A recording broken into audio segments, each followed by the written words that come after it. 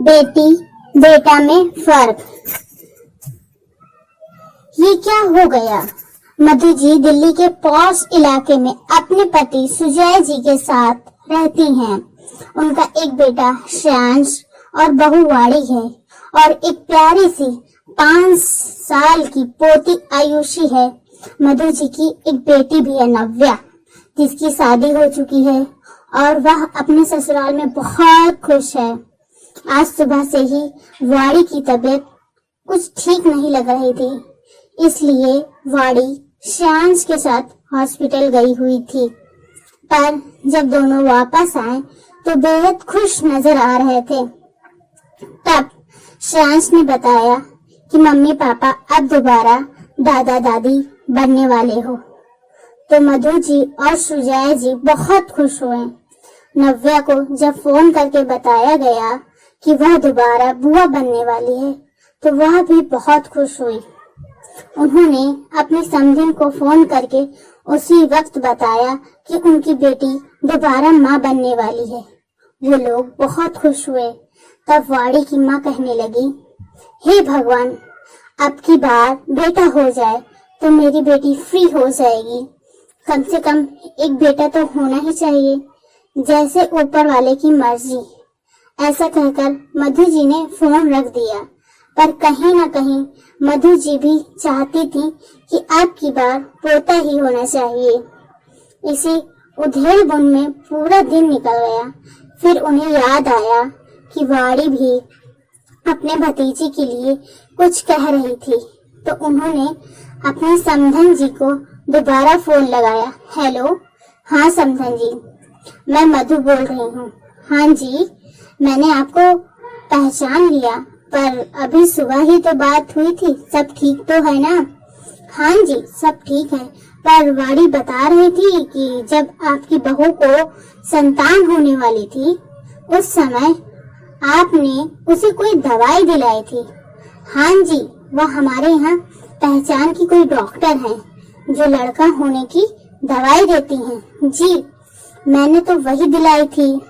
पर ऐसा होता है क्या? भला बेटा होने की क्या कोई दवाई होती है? जी बिल्कुल, देखिए मेरी बहू नैना को तो बेटा ही हुआ है। अगर आप भी वही दवाई दिलाना चाहते हो तो मैं बात करूं डॉक्टर से। वैसे भी एक बेटी तो है ही, बस अब बेटा हो जाए। पर घर में किसी को पता चल गया तो? अरे कुछ नहीं पता चलेगा। मैंने अपनी बहू को भी दवा दिलाई थी।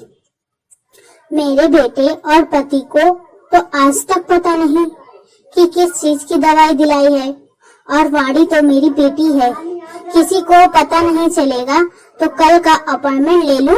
हाँ ठीक है, मैं कोई बहाना करके वाणी को लेकर आ जाऊंगी।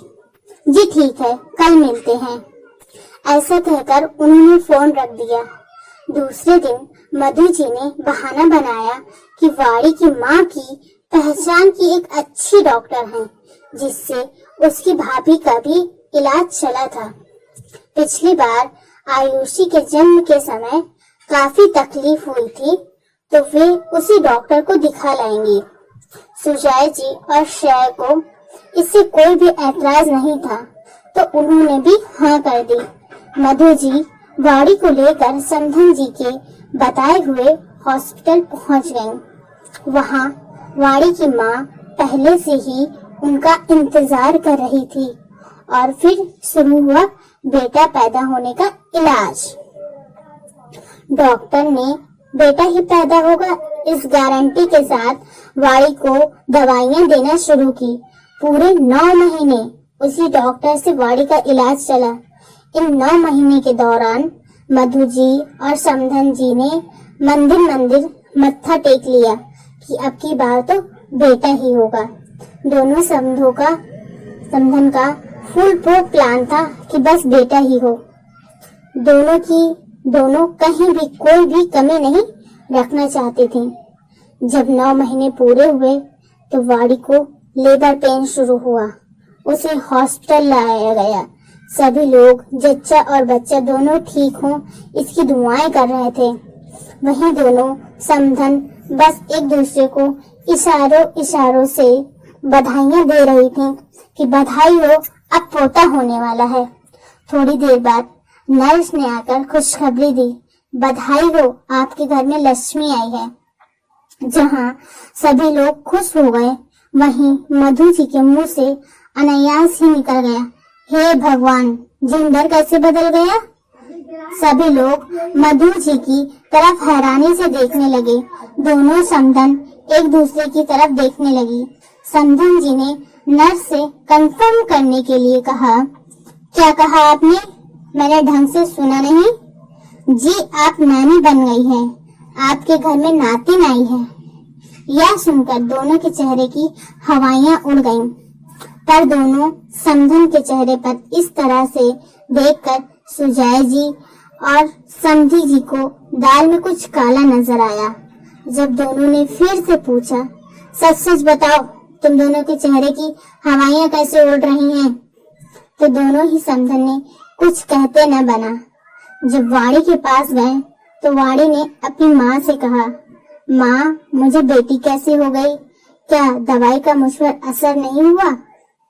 बाहर से अंदर आते हुए जब श्रेयांश और सुजय जी को जब यह बात सुनाई दी तो उन्होंने अंदर आकर पूछा, सच सच बताओ, बात क्या है? मधु जी से तो कुछ कहते ही न बना, पर वाणी ने उन्हें सब बता दिया।